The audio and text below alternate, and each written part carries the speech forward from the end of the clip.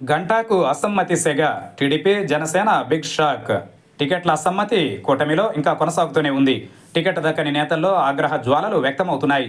TDP తుది జాబితాలో చోటు దక్కని నేతలు బహిరంగంగానే తమ అసమ్మతిని వ్యక్తం చేస్తున్నారు.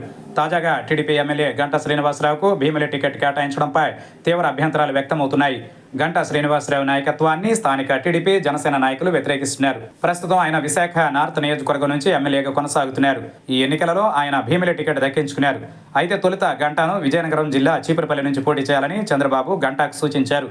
చీపురుపల్లి వైసీపీకి కంచుకోట కావడంతో గంటా చీపురుపల్లి నుంచి పోటీ చేయడానికి పెద్దగా ఆసక్తి చూపలేదు.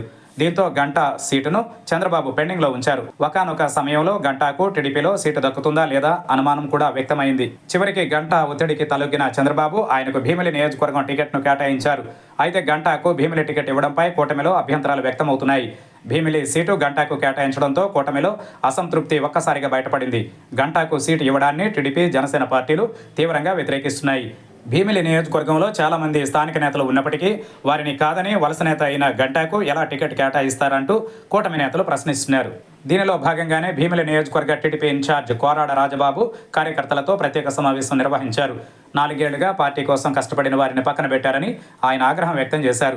మరోవైపు జనసేన నాయకులు కూడా గంటాకు టికెట్ కేటాయించడాన్ని వ్యతిరేకిస్తున్నారు. గంటాకు సహకరించేది లేదని, అభ్యర్థిని మార్చాలని జనసేన నేతలు డిమాండ్ చేస్తున్నారు. భీమిలి టికెట్పై టీడీపీ జనసేన స్థానిక నేతలు ఆశలు పెట్టుకోగా ఆ స్థానాన్ని గంటా దక్కించుకోవడంతో స్థానిక నేతలలో అసంతృప్తి ఒక్కసారిగా బయటపడింది.